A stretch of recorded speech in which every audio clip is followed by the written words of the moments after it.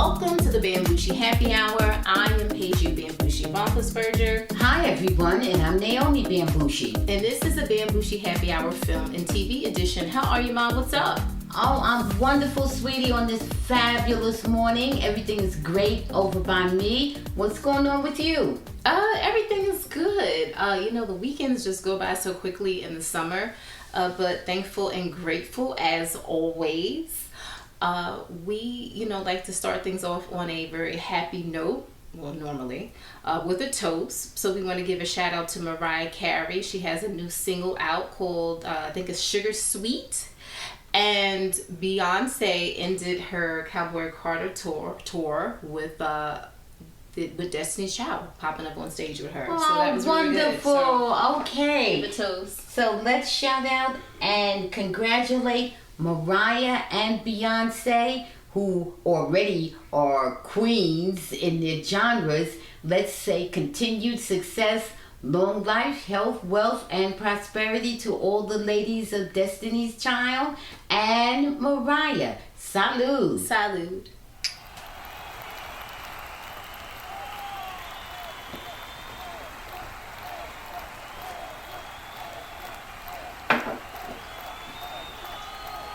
Ooh, okay. All right, so let's get into some sports. Now, we have a couple of little, I think probably minor things with sports today. Nothing really too crazy. One thing is, what's his name? Justin Fields' injury. So he got injured during practice. It's not funny. I'm sorry. Justin Fields is the quarterback for the Jets, but I'm sorry that you don't know who that is, Mom. Not just me. Some of our listeners. No, I know. Okay. But what the irony? We're not making fun of his injury. The irony is that Aaron Rodgers was the quarterback of the Jets last season and the season before last, and we know that Aaron Rodgers got injured like during the first game, like one of the first plays, and he was out for that season. And Justin Fields, this is his first year on the Jets, and he gets injured in training camp. Oh, wow. Now, it is a dislocated toe, so we are thinking that hopefully it won't be that severe. He seemed to be, walking okay. He was bandaged up, and he didn't really have a limp. So we're hoping everything works out for Justin Fields, because I want him to have a shot in the NFL. Speedy recovery to you, Justin Fields. Yes. Okay. Yes. Terry Bradshaw was throwing shade at Aaron Rodgers again, who is now with the Steelers. And of course, Aaron Rodgers was just like, oh, well, Terry Bradshaw doesn't know me. So maybe he feels as though he does know him. He has Terry Bradshaw, who I'm not the biggest fan. He has been around for a minute. Who has been around for a minute? Terry Bradshaw. Oh, okay. They both have been around for a minute. Okay, but, so you're saying so Terry it doesn't Bradshaw. even matter. Terry Bradshaw may know Justin Fields. Well, no, I said Aaron Rodgers. Oh, Aaron Rodgers. Oh, that's right. I'm sorry, sweetie. Okay. So, pay attention, Ma. Come on. All right. So, anyway, moving on to NBA, and I'm going to get back to the NFL because it kind of spans beyond the NFL. Some people are wondering what the hell Steph Curry is talking about. Steph Curry says the NBA players are underpaid. And he explains why. Now, we know that SGA and Devin Booker are the ones who are estimated to earn like $75 million in their final year of their respective deals. But yet, the NBA players are still underpaid, according to Mr. Steph Curry. Now, the average NBA player, even the person who warms the bench, is paid on average $12 million a year. The average NFL player, $12 million a year. That's a crime. Yes. How they could let those bench warmers starve like that. I'm sure they have a couple of GoFundMe's out. I know. But compared to the NFL, where the average NFL player is paid $3 million. Now, to kind of break things down, an NFL team has a lot more players on it. The roster is like 53 people, like total on the roster. And we know with the NBA, you have 12 and some extra odd people, blah, blah, blah. So it's a difference there. However, the NBA players are paid a lot, but Steph Curry says that what he's saying is, while contracts seem massive to the average fan, players don't get to participate in team or league equity under the CBA, which is the collective bargaining agreement. He says it's a partnership with owners in the league. We're on the short term of the revenue. Those numbers sound crazy, but what the league is doing is probably 10 times that. Curry advocates for changes that would allow active players to own equity in teams or the league during their careers, something that is currently prohibited by NBA rules. He believes players should share in the long-term value they help generate. Mm-hmm.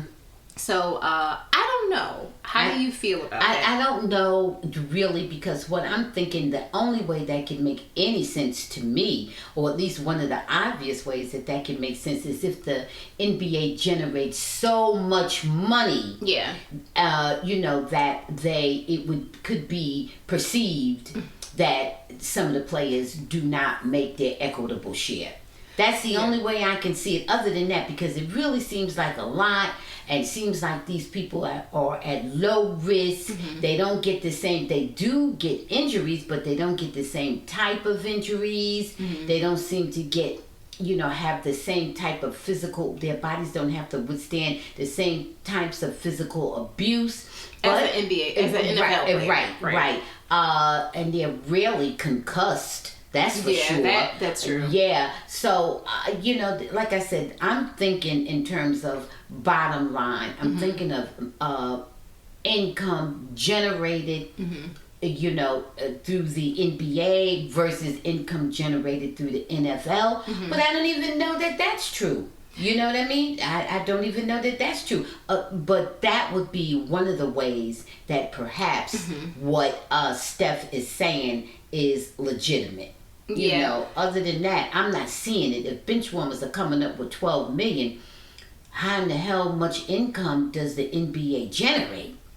Yeah, well, already, and he's saying that they're underpaid. Listen, I don't know. The current CBA runs from 2029 to 2030. We don't even know if Steph Curry will even still be playing at that point. So but I mean, for him to have that perception, there's got to be some pieces of the puzzle that we're not getting. Yeah, what I think it is. I guess to have equity and participation when it comes to... I hear what he's saying. I hear what he's saying, but how he feels that could end up with them getting more money... I don't know. ...would only be if they generate so much money. They do generate, but here's the thing. Versus NFL. But no. They don't. They don't generate more money than NFL. They don't generate as much money as the NFL, but... If it's 12 to 53 people, I got you. It's more. There's more mouths to feed. And then, with the NBA is really different to me when I look at it, because the NBA has faces of the league. Steph Curry has been a face of the league for many years. LeBron James has been a face of the league for many years. To a lesser degree, Kevin Durant has been a face of the league for many years. Right. Now, those are only exceptions. Right. So I don't feel that everything is created equal. You can't just give everybody an equal share when they don't participate to the same degree and don't bring in as much. Absolutely. So you have to be careful about that. Absolutely. And that's what I'm saying about what Steph is saying. How can you say these bench warmers? We did qualify that by saying bench warmers. They're not playing as much. They're assuming much less risk. How much risk are you getting sitting on the bench? Right. So how do you decide that? And so that's why I'm saying it must just be so much money to slice up in the pie. And he knows that there's 50 to 60 people on the rosters for these teams. So how much money? No, the NFL, not the NBA. That's right. Yeah. So that's right. There are few amounts to feed. That's right. So in other words, it doesn't even matter about that piece of it. How do you come up with the conclusion that they are not being paid equitably?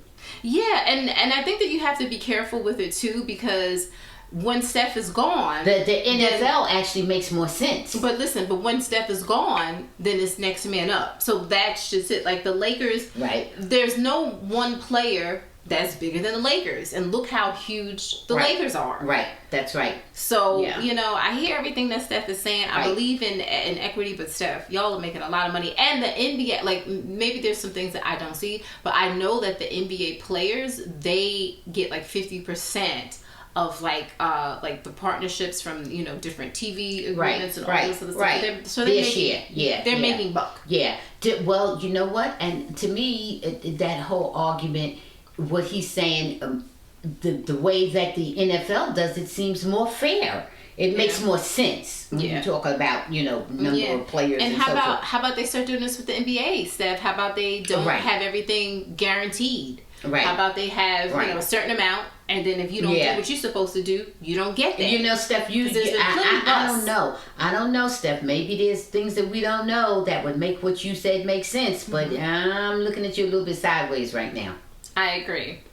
Now, finally, as I told you, we're going to kind of go back to the NFL, but kind of, I guess, there's a little bit back and forth.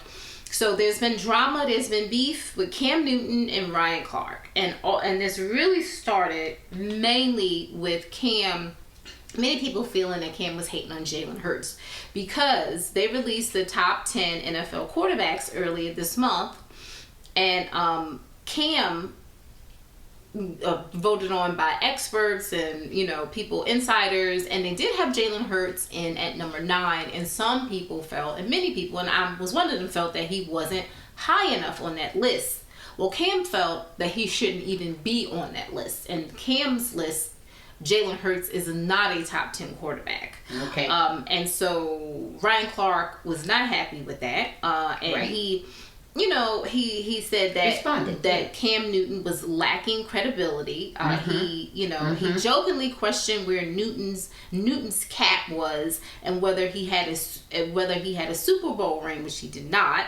I'm sorry, his cape. Remember his cape? Yeah, Superman. Yeah, yes. I remember. And go ask Vince where it's at. And comparing Newton to Hurts in a less favorable light, and he mentioned about like Cam not jumping on the ball. Yeah. Not Vince. What's his name? Von Miller. Right? What's his name? Von Miller. Von Miller. Yeah, Von Miller where it's at. Right. So Cam went on his podcast and started saying, that Clark, he had modest NFL accomplishments compared to Cam Newton, saying that Ryan Clark was second team ALSCC, undrafted in 2002, won Pro Bowl, and saying that he can't relate.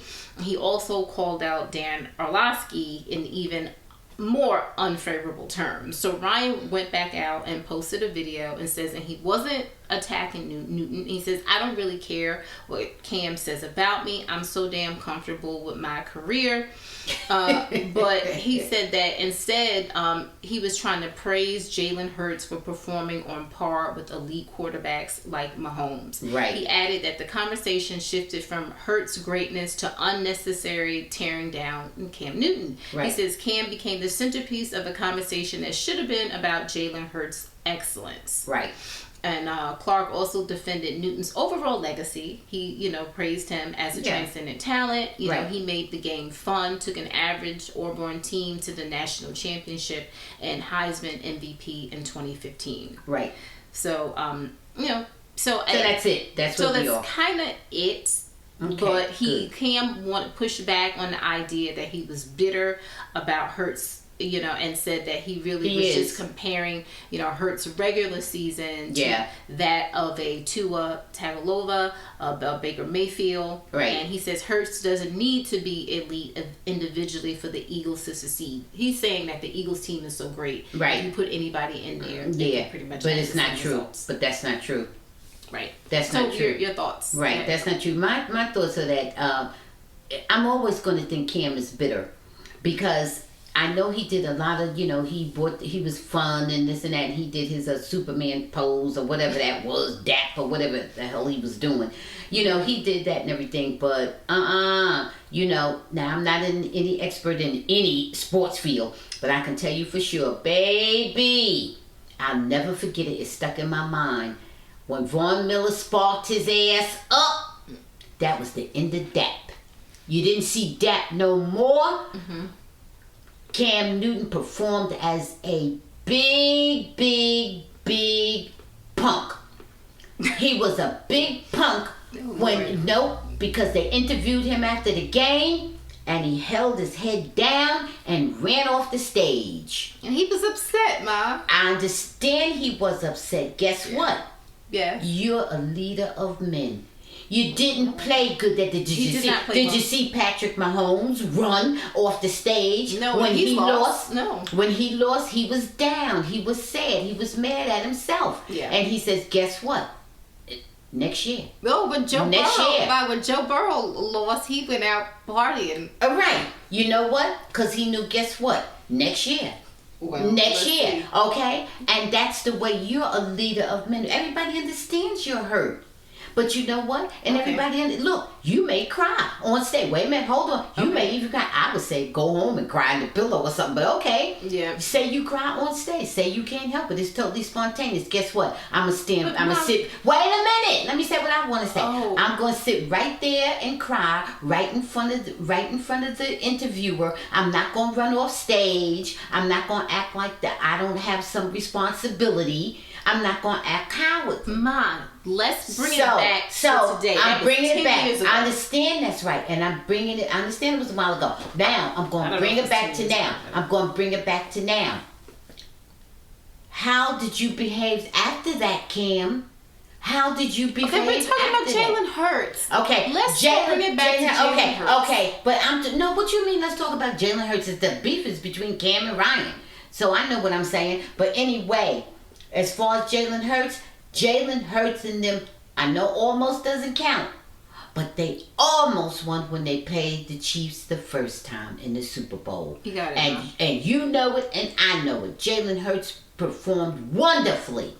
Okay? Almost won. And I feel that Cam is just going to be bitter toward anyone who's in the limelight right now. And I feel that way because he has unresolved issues. Not because he wasn't really good. Okay. But because he has unresolved issues and he doesn't like the way he handled everything when he lost that Super Bowl.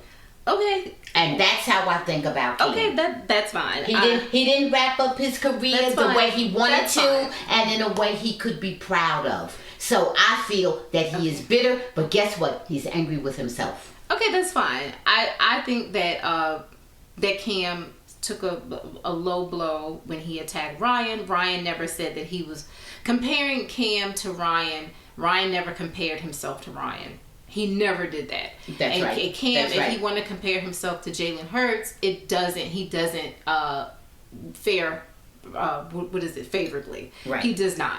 Now he just shouldn't do that. Okay. Absolutely. Jalen Hurts is definitely a top 10 quarterback. And if you want to say that Cam was hating, maybe so. Maybe Cam is thinking about back in the day where he maybe had less things was asked of him, but he also was a different type of quarterback. He was huge. He was look at him physically. Right. That's exactly right. So that's exactly right. I question the veracity of a lot of things that you say, Cam. That's just it. Right.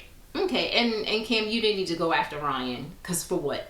Ryan never said he was a good of a player as Cam. He never said that. Right. He could compare Jalen to Cam because they play the same position. Right. So anyway, love Jalen, love Ryan. Cam, go sit down. There you go. All right, and that is it for our sports section. Oh, thank you, daughter. Wonderful sports segment. Okay, just a couple of little updates in the news. The Royal Caribbean had a tragic incident. I don't know if you saw it above. Yes, Royal I did. Caribbean's Icon of the Seas, where a 35-year-old South African male crew member allegedly stabbed a 25-year-old female co-worker, also from South Africa, multiple times before jumping overboard to his death. So the man's body was recovered Thursday night. But the woman has survived and she's in stable condition. So what are your thoughts on this? Oh, I'm glad that the woman survived. At least one of them did survive.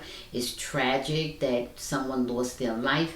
It sounds like it was a personal argument, maybe a lover's quarrel, or whichever. It's all still very tragic. what I can say is that I'm glad that it appears that none of the other crew members or passengers were at risk. And so that is the one good thing about it, or the second good thing about it. And it's just unfortunate, and sometimes it happens. It sounds like a very personal, maybe even romantic situation, and like I said, unfortunate. Yeah. That's it. Yeah, I'm in agreement with you. I don't really have anything else to add. This just seems just very sad, and you just have to be careful. You just never know.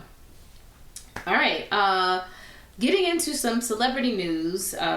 Jeannie Mai opened up about co-parenting and single motherhood after her divorce from Jeezy.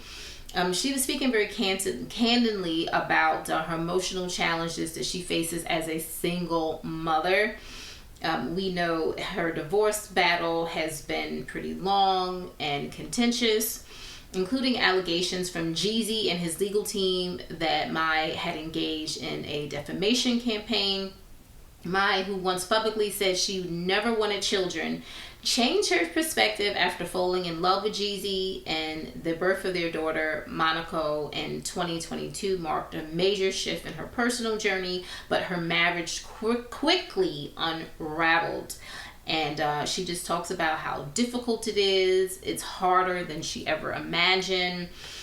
She loves her so much, but she loves her from far away because of the co-parenting stuff that she has going on. What are your thoughts on this? She loves who so much? Her daughter. She loves her from far away. Because of the co-parenting. Oh, when she's with her father. Right. Oh, okay. Well, that's a situation that many women find themselves in. Well, men too, clearly. Yeah. But women in particular. And she'll be okay. It's not, we understand it's not easy, but she'll be fine.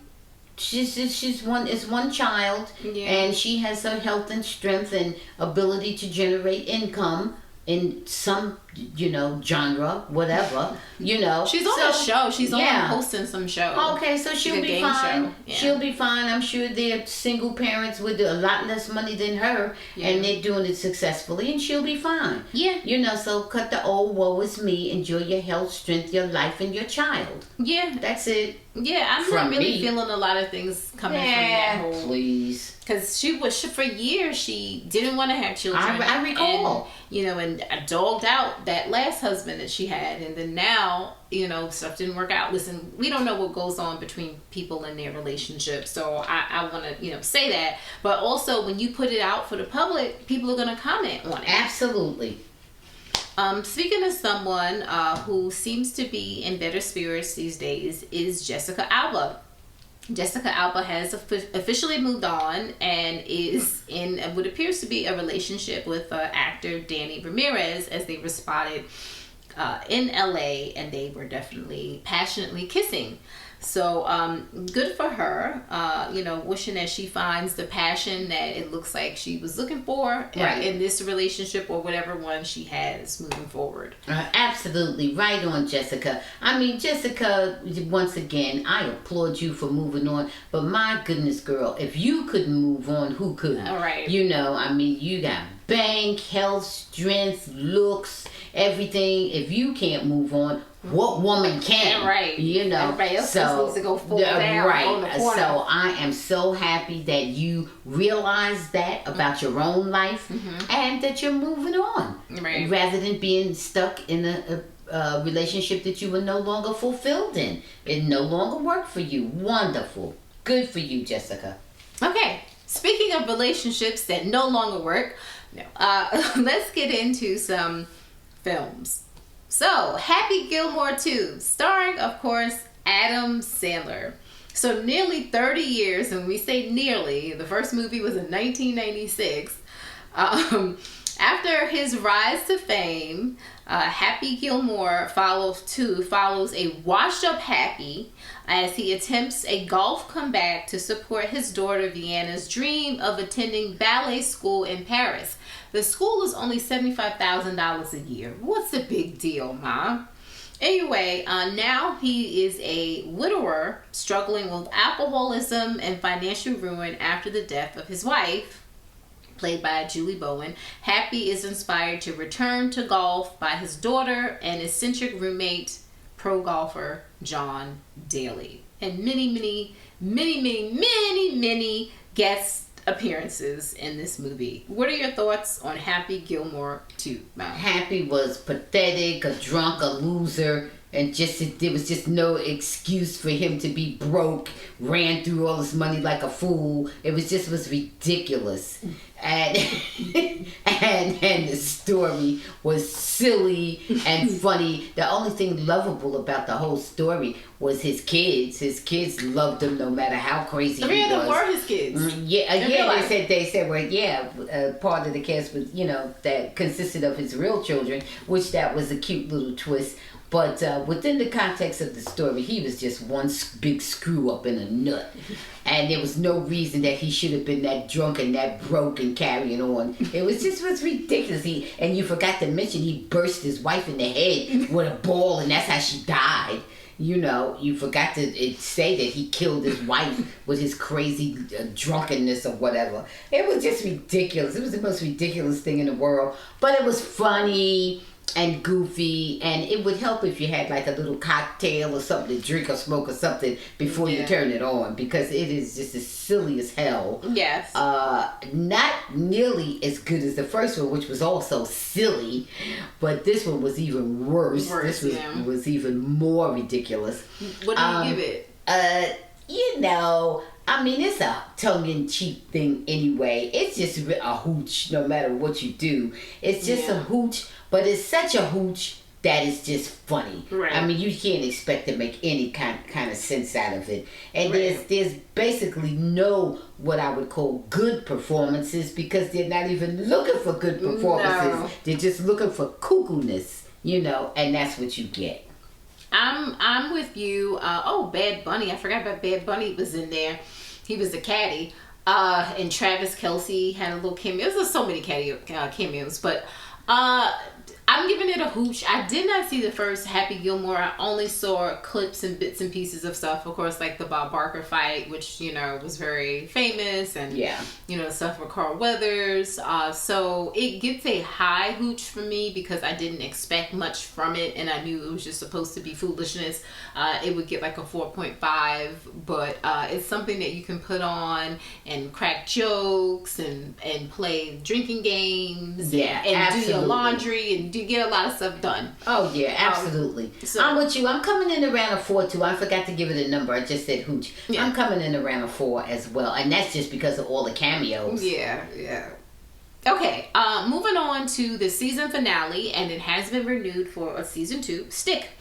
Now we know Stick is all about Owen Wilson and his protege Santi, and I think the finale ended up pretty good. It ended up on a high note. It was more of a triumphant finale where Santi and Owen's character Price seemed to grow closer together, and Santi saw how his dad was. He saw that his dad is not really for him, is only supportive of him when he's on top, and when he goes through the regular struggles that every human being goes through, he turns his back on his son. We also got to see that possibly Owen Wilson's character Price may return to pro golfing himself, and I thought that was good because I think it would probably be make him happy. I think it would be therapeutic for him, and I think it ended off pretty decently. And overall for the series, I would give it a premium 7.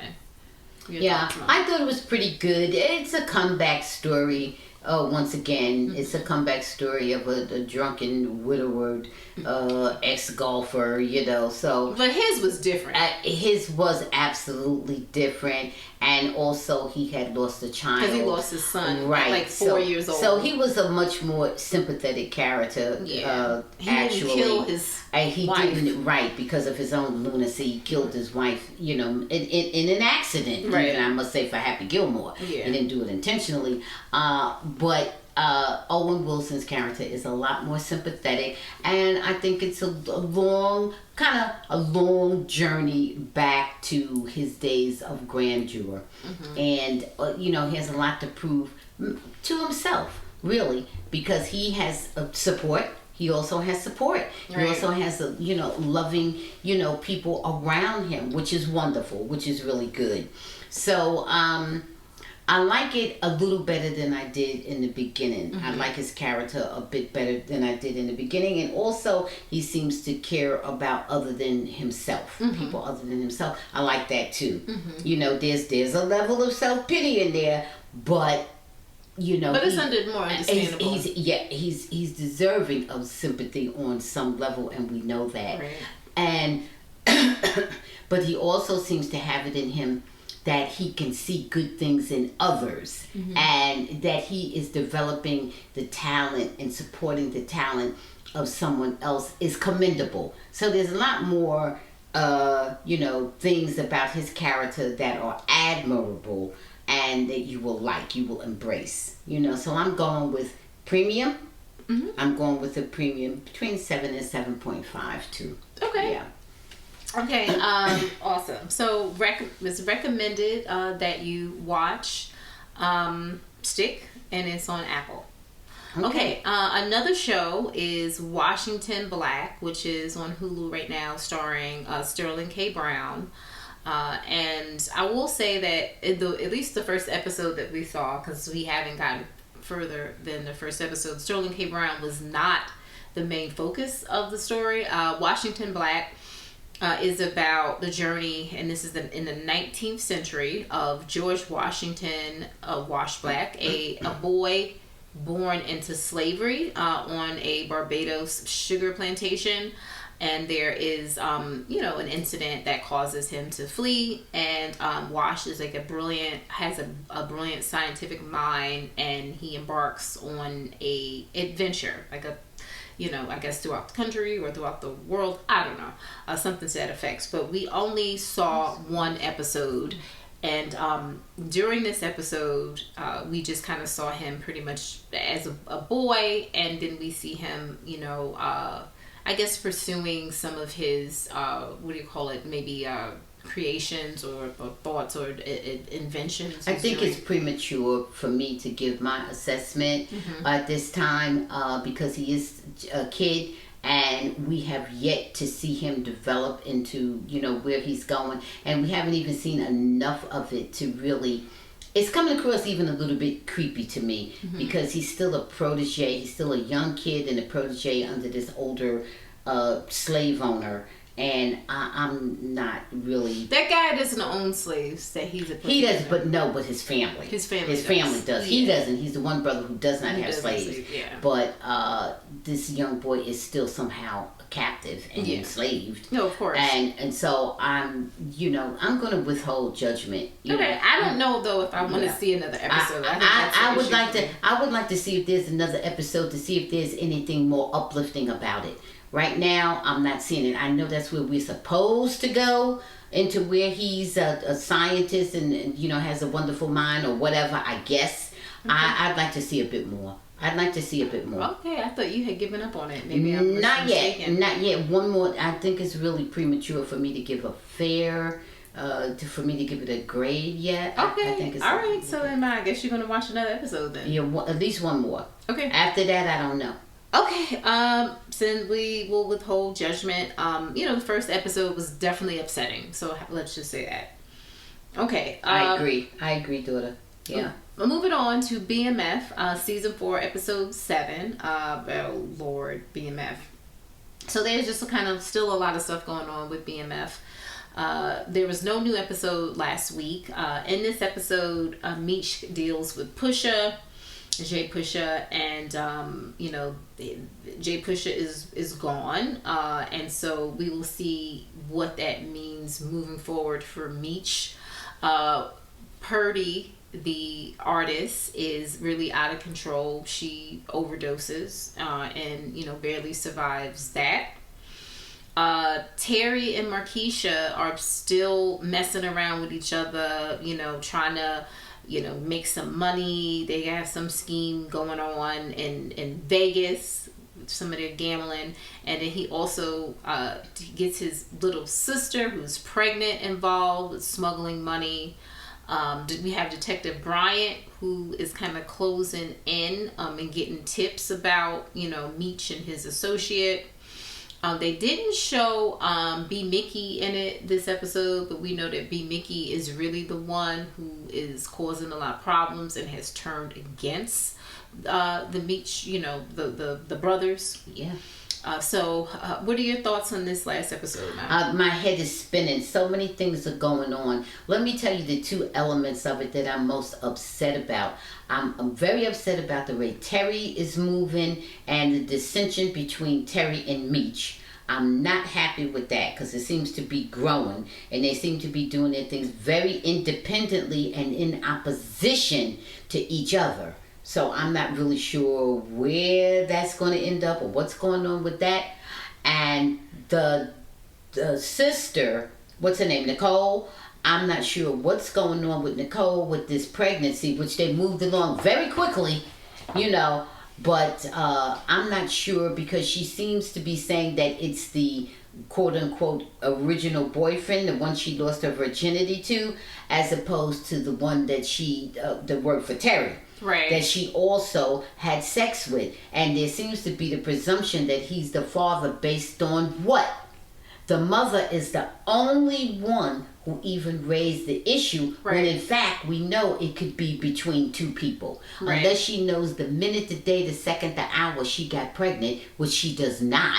Right. Okay? Because don't forget, not only could she not know it right now, unless there was only one man involved, she was having sex with both of those men in close proximity. Right. So I don't know. I see that as being, I'm sure the script is going to address it at some point, but that seems to be like an open issue and a very obvious elephant in the room as far as I'm concerned. Right. There are many other things that we're looking at sideways, like what's going on with the father. What is that? Is he really going to pursue? Is he really going to follow his sons into helping them with their record company? How is that even going to go? Right. With the way they're moving against each other? Right. Where's Lala's Misha? What's her name? Markeisha. Where's Markeisha's husband? Right, and that doesn't make any sense because he's out of jail and he was over at the house that Terry had gotten for her. Right, exactly. And then Terry is just gonna, beat him up, and he just goes and disappears. And I don't think so. He's a gangster. Absolutely, I don't think it's going down that way. Yeah. That's there's a few things that are left unaddressed and open ended. I'm sure intentionally. Hey, script writers, you all got a lot of work ahead. Yeah, you got a lot of plots going there. Yeah, it's like I said, a lot of stuff just isn't making sense to me. And then Meech is so close to what's the name, Loco now, Yeah. And right. Tony is not happy with that, and clearly Tony is mad. Terry is mad with his sister Nicole because Nicole is saying she's going to name the baby after Demetrius. Right. They have all kinds of things going, and she had clearly fallen out of favor with Terry because Terry had her transporting illegal cash. Right. So he clearly didn't care, and he lied and manipulated her to get her to do that. Yeah. Listen, Ma, I don't know what's gonna happen. There's a lot of stuff going on. Oh my goodness. And we'll see. But it's too many people who, like the parents, to me, they think that they're so much better than everybody. They try to be so, and especially the mom, so high and mighty, and she's shady. She's just real shady and trifling. She really is. Right. And supposed to be a preacher. Right. Anyway, so we will follow up with some more stuff on BMF next week and see, how all of this stuff is going to come together. Because as it gets towards the end of the season, we know they have to come up with some type of resolution. Okay. Now it's time to get into some Big Brother. Everyone's favorite reality show. So today is July 27th, and today should be day 20 in the Big Brother house. So, some time has passed, but it is only week 3 in the Big Brother house. And for everybody who needs a little refresher, the new HOH is Lauren. Lauren's the HOH. Mickey apparently came in second place. We don't know exactly what the competition was, but we do know that it had something to do with like videos and maybe memorization. And Lauren won. Now, who was Lauren going to put up on the block? Well, she wanted to go with people who were easy and didn't cause any waves. So she decided that she was going to put up Kelly, because Kelly kind of volunteered. Keanu, they're always just going to put up Keanu because everybody doesn't trust Keanu for good reason, and they want him out the house. Right. Now, the third person was the problem. Who should I put up on the block? Should I put up Adrian? Or should I put up Will? Everyone pretty much was telling her, do not put up Will. She said she wanted to put up Lauren, because Will was someone who had already been on the block and won't go home.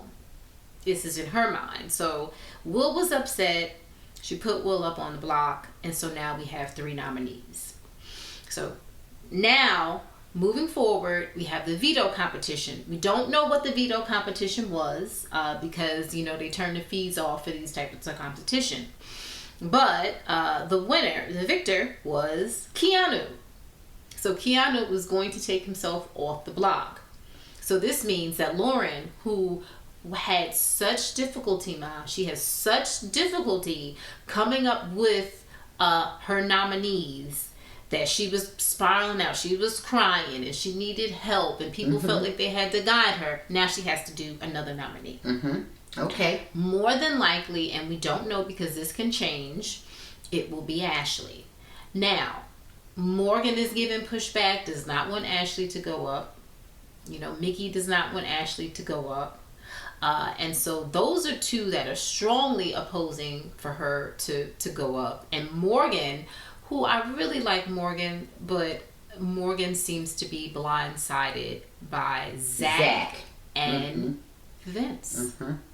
Okay. Vince and her, she thinks that they have such a close relationship, but I think that Vince is closer to Lauren. Me too. And he will go with what Lauren wants. No, he's putting in Lauren's mind what he wants. Yes. Right. Yes. And Morgan, well, they have one mind, is what I'm trying to say. More so than, yeah. And it appears that Mickey fell out with Morgan. Morgan doesn't seem to quite know that Mickey fell out with Morgan. I think that Mickey still likes Morgan as a person, but is not liking the way... She's not trusting Morgan as much. Right, because she feels as though Morgan is really so blinded by Zach and Vince that she can't see straight. Right. Now, the problem is that they all seem to be a little blinded by Zach.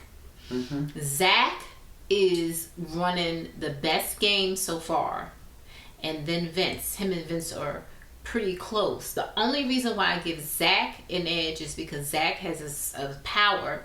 He has that $10,000 bribe. Right. He has not told a soul. No one knows that $10,000 could be used to get him off the block. Only Auntie Julie. Only Auntie Julie knows. And Zach is good with people on both sides of the house. Okay. Yeah. Vince is only on... Vince is good with one side of the house, obviously, but he's only good with Morgan pretty much on the other side of the house. So, I don't know. There's a lot of stuff going on there. I really just don't really know. Rachel's playing a decent game, trying to, get people to be sensible. She, talked to Morgan about Zach, and, Morgan is like, yes, I do have a crush on Zach, and he would be someone that I would go for in the real world. But I know that him and Lauren, will probably, be better together. I'm happy for them. But guess what? I know he doesn't like me. So I get that. So I understand he does not like me. This is what Morgan says. But guess what, Mom? I don't think Lauren likes Zach. I think she may be physically attracted to him, but I don't think she has that spark with him. Lauren doesn't like Zach. Right. But she does not. Zach likes Lauren. Right. So, any thoughts on, who's playing strong, who's playing weak, or anything, or who's your favorite player so far? The jury is still out on Lauren, because as far as I'm concerned so far, I think she's played a little bit cautious, because she's scared to make the big call. Okay? So I think she's played a little bit cautiously, and that's it. Who's playing? Zach, like you said, is playing good. I don't know. Everybody else is flipping and flopping all kinds of ways. Rachel is doing good. Rachel has a good attitude toward everything, because she really just sort of, said, my girl Amy is gone. I gotta regroup and let me see how we can moving forward. It's no more about the mommy team, whatever. I'm not that a fan of Amy. Like, I saw Amy differently from her interviews, Mom. Yeah. Because Amy kept blaming Rachel, and I'm like, right. Okay, but Amy, what did you do in your game? Right. Where are you going to take responsibility? I agree with you 100%. I liked Amy, and that I thought she was friendly and all that, but I did not like that about her personality, her character. When she came out blaming somebody else. I mean, as we say, you're a grown-ass woman. Why do you make your own choices? Right. Whatever you want to do. And in fact, really, Amy, truth be told, you made the decisions that you thought were going to benefit you. And it just didn't work out that way. So to make a long story short, I'm not sure. I can tell you who I think is not. I think I've named a couple I thought were playing. Those seem to be at the top of their game right now. We know this thing is evolving. Okay, like the Earth evolves around the sun. Yeah. This thing is evolving. Okay. Yeah. And so we don't know what it's going to be in another 24 hours. No, we don't know. I want to see something from Will. I'm still doing Will. So let me tell you, update on Will. Good thing that you mentioned about Will. So Will is dropping some knowledge to Ashley. Was doing a little bit to Mickey. I guess maybe Rachel knows, but he's saying, like, guys, like, don't you see that you need to go after Vince? There's some stuff that's going on that we aren't seeing, because there's no way. Why am I up here on the block? Like, don't you know? And he's telling them what he's telling them is true, and for some reason, like Morgan, just her mind is not seeing things the way, and telling Ashley too, because Ashley has better reads. Like, I'm not like a huge fan of Ashley's, but I like a little bit of the chaos that she's doing. But you can't trust her. You cannot trust Ashley. Like, Mickey is talking about Morgan. Morgan, you kind of want Morgan on your side. You definitely want her on your side, but I question her decision making. Does that make sense? Yes. Because she's loyal, but not necessarily the shrewdest. Right. She's not seeing, like, Zach does not have her best interest. Zach will turn against her sooner than later. Yeah. Because she ain't Lauren. She's not Lauren. Right. Vince will turn against her, and anybody ultimately. Oh, right, but want immediately somebody. You can see, you gotta have somebody in the game, and her and Mickey were like that, right? And because of her association with Vince and Zach, Mickey's has pulled away. Now she hasn't completely lost Mickey, because Mickey's not trying to put up her girl right now. Right. But Mickey's like, I gotta protect myself. Right. It could backfire on Mickey too. But it could also definitely more so backfire on Morgan. Right. Because Morgan thinks that she has some people that she doesn't on the other side. Yeah, she definitely does not have. Right. And so I worry about her. Mickey would probably stick with her to the end. The only thing with Mickey is if people would come after them as a strong alliance. Right. Yeah. So so let me just, break things down. Ashley is playing all type of wild and chaotic, but she's entertaining, and Ashley talks too much. That's her main problem. Right. She talks too much. Her reads aren't bad. But she has a real bad read on Zach, and I think she has a crush on Zach too. So yeah, and things really start to get obscured when we start thinking with other parts of our body other than our brain. This woman said, "I can't see myself winning the game without having Zach in the final 5." Zach is the person who wants her gone the most. Good. So she's dead wrong with that. She's delusional. Yep. Right. Okay. And then Vince wants her gone. Okay. Second. Okay. Will has a good read on the game and good he kind of sees things well, but Will is not acting on things. Will is too passive. Will is complaining. Will's I want to go home. I'm gonna be in pawn every week. Then I should go home. Come on, don't say that. He keeps speaking that into his existence. Don't do that. He wants to go home. He's just like that the other guy was. Kenny. But Will's more liked. Yeah. People will come talk to Will. Right. Like he's definitely more liked. Right. Jimmy is like a wild card. Sometimes I like Jimmy. Sometimes he gets on my nerves. Jimmy's not the worst person in here. But Jimmy didn't deliver on what I thought he was going to deliver in his HOH. I thought he was going to come out, and I thought he was going to make big moves, and he did not. He did not. He also behaved like he was scared. Yeah. He was scared. Yeah. Yeah. Ava, I like my girl Ava. I did not think I was going to like Ava in the beginning. I will admit that. I like that she's a Long Island girl. I feel some type of connection with her, not that from Long Island, but just, so close, being in Jersey, New York. And she has really good reads. She has all her weird fashion stuff. Yeah. But her reads are spot on, but I worry about Ava because, who was it? It was Ashley. Well, I like Ava. Ashley, yeah. Right. Ashley's like, yeah, she's playing a good game. Oh, she's in...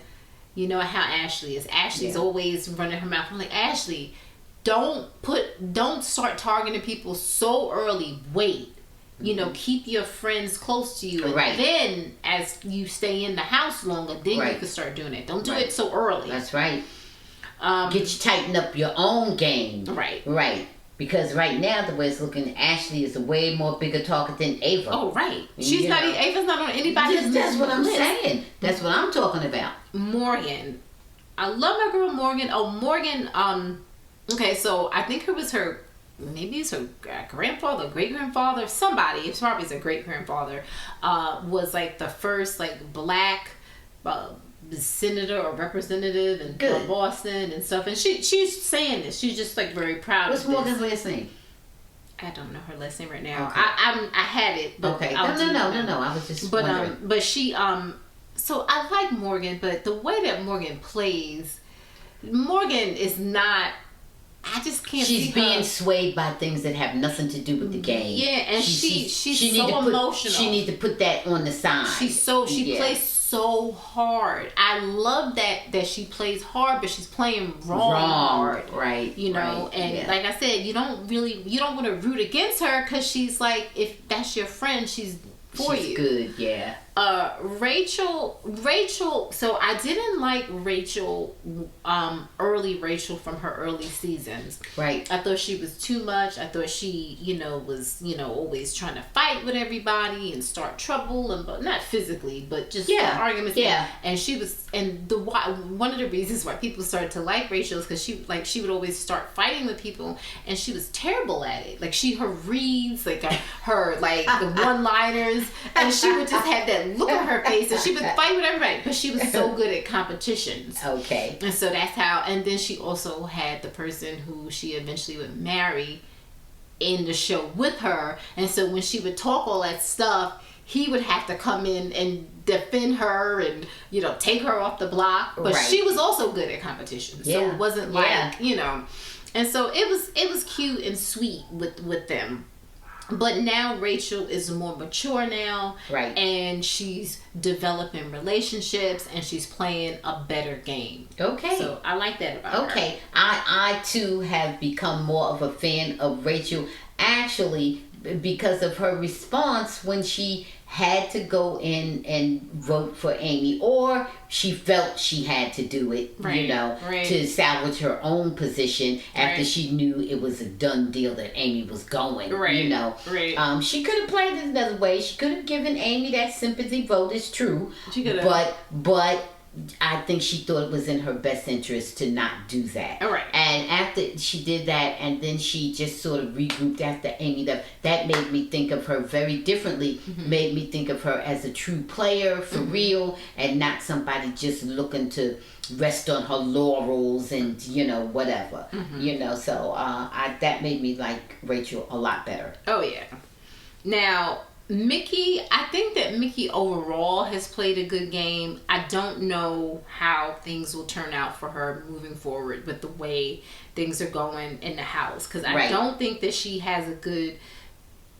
I don't necessarily think that she doesn't want to lose Morgan. Because if she loses Morgan completely, even though she was trying to distance herself, that puts herself in a very makes her more vulnerable. Yeah, Morgan is the only person who knows exactly how her power works. There are several people within this game that believe that Mickey has the power, but they don't know what the power is or how it works. Right. And so Mickey needs to be careful about that. And she also would want to have Morgan as even a target as a shield for her. Right. So she needs to kind of not let that relationship go. Right.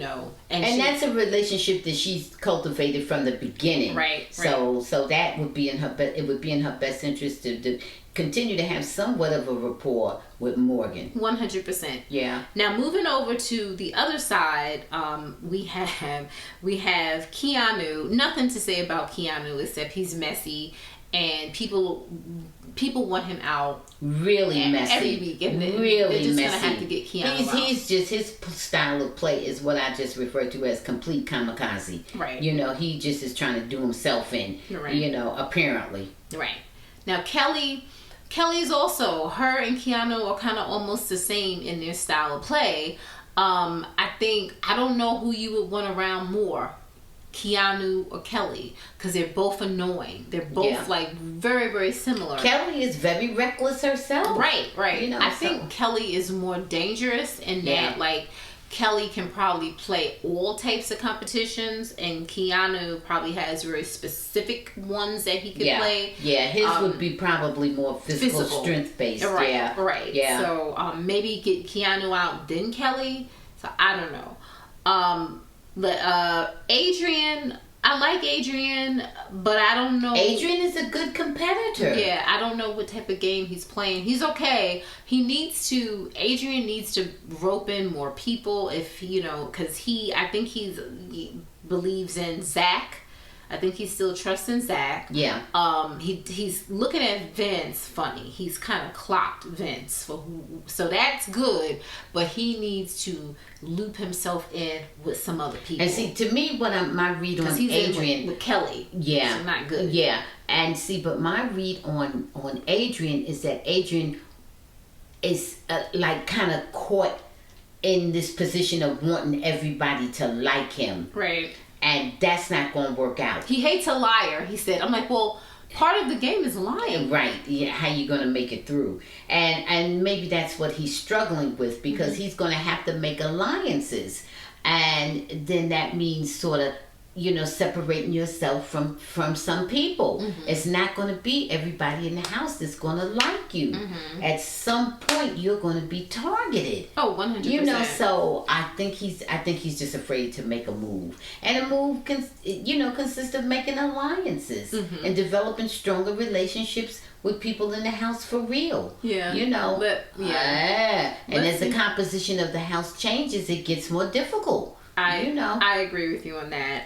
But I mean, I'm okay with Adrian. I don't have any issues with him. Yeah. Because I think that he's just playing the game. Yeah, I don't have any major thing with him. I think he goes a little bit for the I'm a goody two shoes thing. And but he needs I'm to not stop sure. That bull crap. Yeah, so I'm not really too sure about him with that. But okay. Okay. So now Catherine and Riley, and I looped them together. Because Riley has said whatever Catherine wants, however she wants to vote, he's going to do that. And it's really weird with I don't trust Riley anyway. Riley's cringy. Riley apparently is like a really, really good pool player. Mm-hmm. And Catherine, not so much. And he's like, oh, let daddy teach you. And he, just grabs her ass. He's taking it someplace inappropriately sexual. And I'm hoping that Catherine is okay with this, because I don't know that she is necessarily okay with this. It must be okay, because we haven't heard anything about it. Right. So I'm just going to say that I trust the integrity of the show to that extent. Mm-hmm. Because that's extreme. I get bad vibes from Riley. Yeah. Bad vibes. No. Riley, like I said, I just simply don't trust Riley. Mm-mm. He's saying he's going to vote anyway she will. He will not. Right. He'll do whatever the hell he thinks is going to be in Riley's best interest. Right. That's what he's going to do. He's already shown that. And I just want to say this, and this is controversial. This is not the season of Chelsea and Mackenzie / MJ. I'm not getting that. I think that we're gonna have more dissension. Because Chelsea and MJ vibed on being very religious. Right. And I'm not getting that from this cast. Not yet. Zach is religious, but I don't think that Lauren necessarily is. And it doesn't have to be religion, but something. And I'm not getting that yet either. Even I guess it's a moot issue now, but even with Amy and Rachel in the very beginning, it was the mommy squad. Right. It was the two of them, and we understood that would have been similar their thing. age. Moms, But I'm not feeling or seeing that really yet from anybody. No, I'm not. Yeah. Okay, where was I? Okay, so moving on to Lauren, who is the HOH. Lauren was playing a okay game, not a bad game, because she was just kind of like in the middle, and she has protection 100% now. Like Zach is not letting her go, Vince is not letting her go. Like those people are going to protect Lauren, but Lauren, this has been a terrible HOH girl. Like I don't like. Listen, I know she's young. She's only 22. She's 22. Yeah. Okay. Yes. Her 22 when Catherine's 23. Catherine seems like she can handle her handle. Right. Lauren seems like, save me. Right. I don't know what to do. I'm just the girl. Right. Please, and I don't like that. MJ was 22. Mackenzie was 22 last season. Whatever happened with her and Chelsea, as far as Chelsea being able to manipulate her, MJ was her own woman. That's what I think. And I want Lauren to be that. They're not giving, in my opinion, they never gave MJ enough credit. And they gave Chelsea too much credit, because I think MJ really went with her values and whatever they were. And they were wrong. Well, they were wrong. She had bad breeds. Guess what? Then it was wrong. Well, Chelsea just kind of, schooled her, because like MJ did not do her research properly. She didn't understand how important it was to have a speech prepared. Okay, so got it. So is that on MJ or Chelsea? Those are all MJ's things, not to prepare a speech. Mm-hmm. But she believed Chelsea, because Chelsea told her, "Oh, don't worry about that." Did she believe Chelsea, or just was it easier for her not to bother? Well, Chelsea told her, don't worry about preparing for a speech. Okay, you have your resume. How about this? I'm a student. Don't go to school today. You have a test. Don't go there. Oh, you're right. Why should I go for that test? Okay. So you don't give Chelsea. So you don't give Chelsea credit. I give them both credit, but I don't give them as much credit as everybody else. So you would have picked MJ then. If you were on the jury. No, I would have picked Chelsea because she was a better student of the game. Okay. Okay. And Mackenzie decided that I'll just be skinny, pretty, and win comps. And that's what she thought. And that's how it went down. Okay.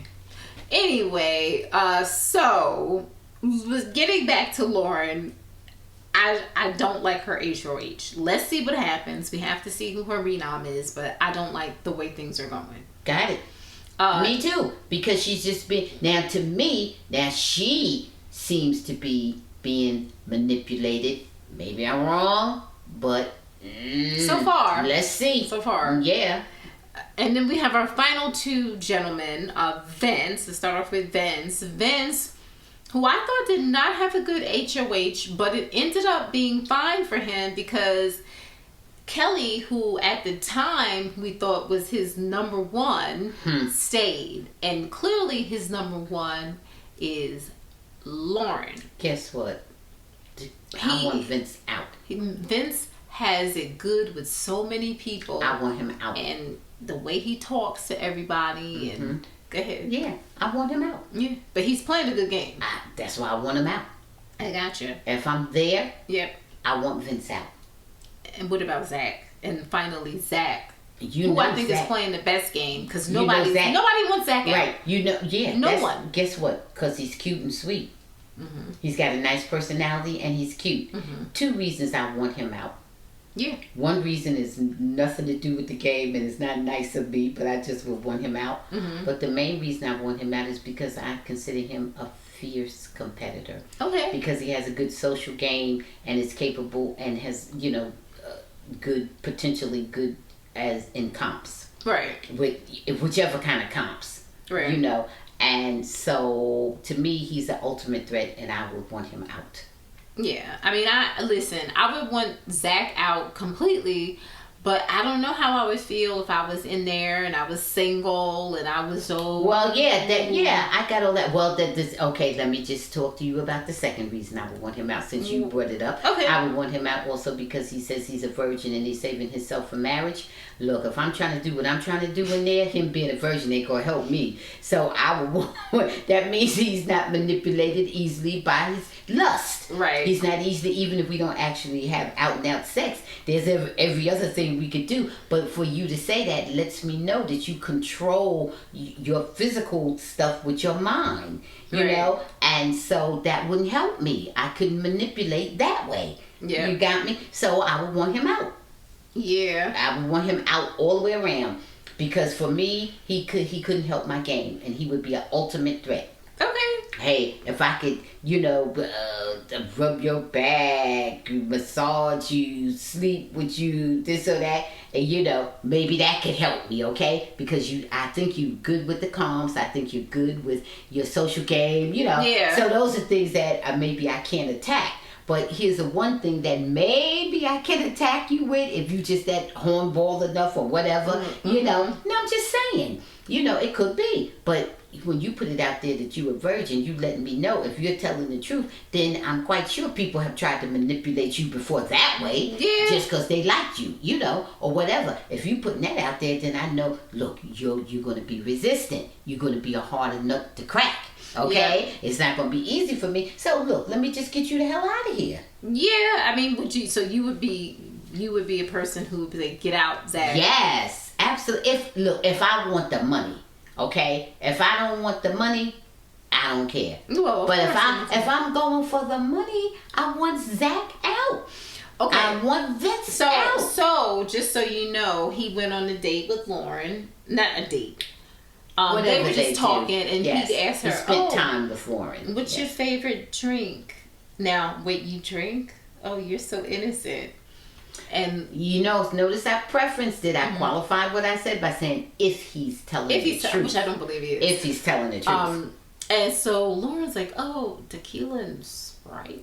So she's 22, so yeah, that I guess that sounds good to her. I don't know. Yeah, whatever. And then his was like a tequila sunrise. Okay.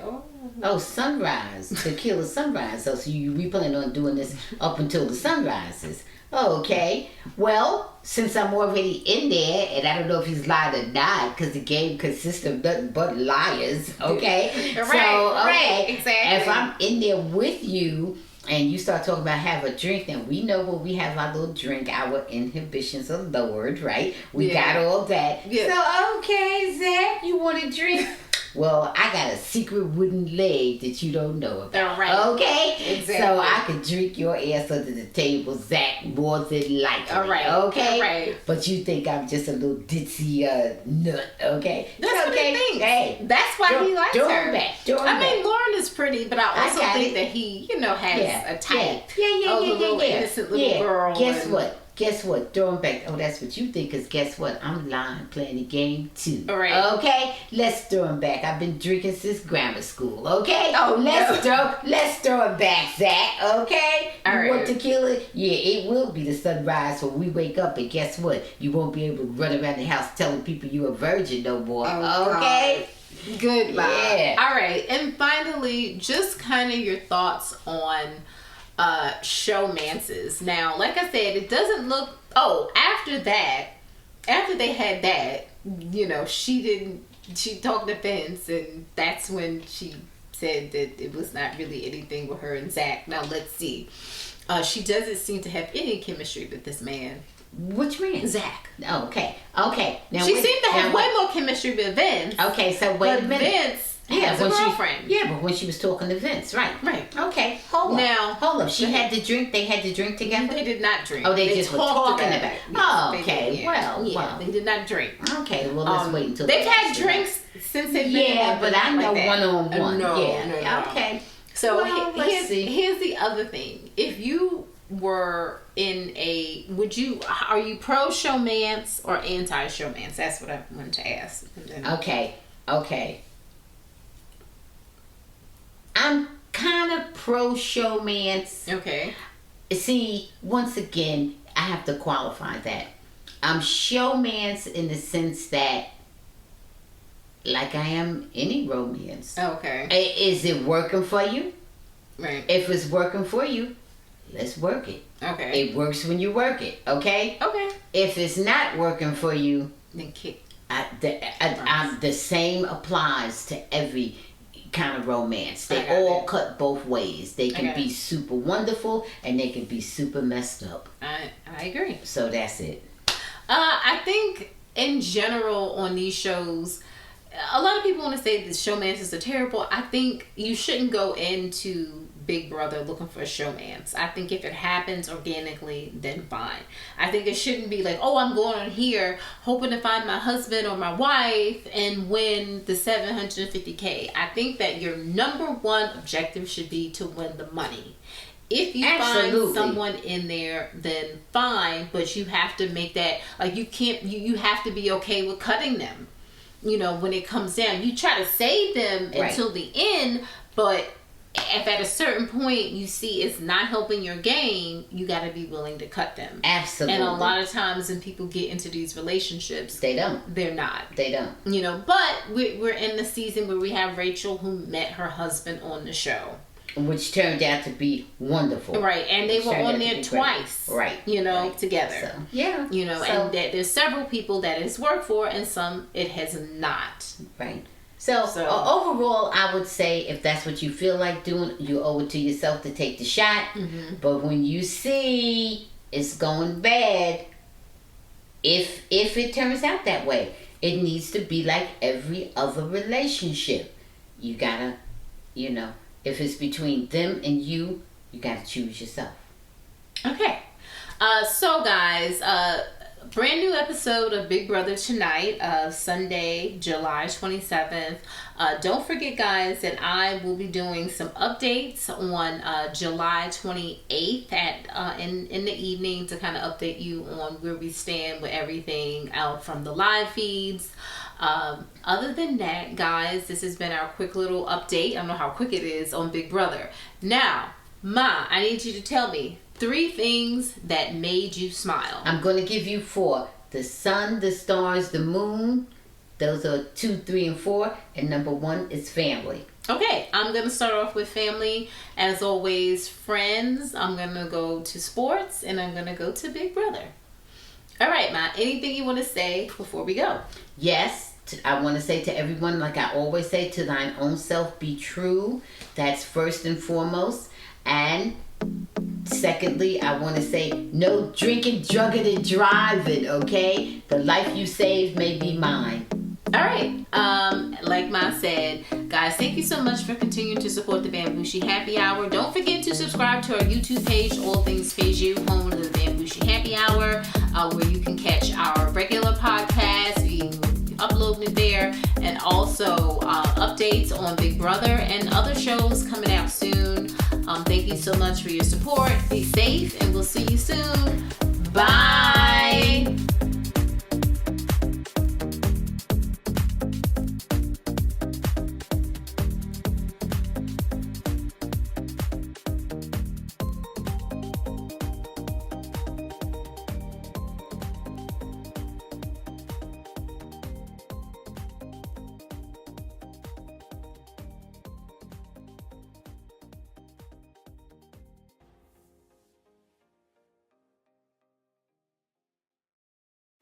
Thanks for watching. Please subscribe and check out full episodes of the Bamgboshe Happy Hour podcast, streaming on most platforms.